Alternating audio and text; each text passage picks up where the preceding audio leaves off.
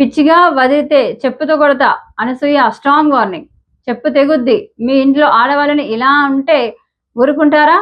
అసభ్యకరంగా కామెంట్స్ చేసిన యువకులకు సూటిగా వార్నింగ్ ఇచ్చిన అనసూయ.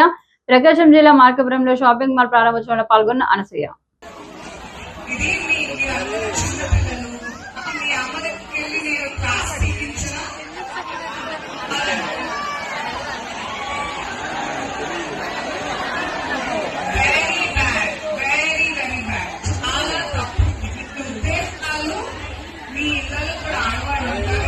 గర్ల్ ఫ్రెండ్ అయినా చెల్లైనా తల్లైనా మీ ఇంటి వాళ్ళైనా మీకు రాబోయే పెళ్ళాన్ని ఎవరైనా ఇలాగే ఏర్పిస్తే మీకు బాగుంటుందా?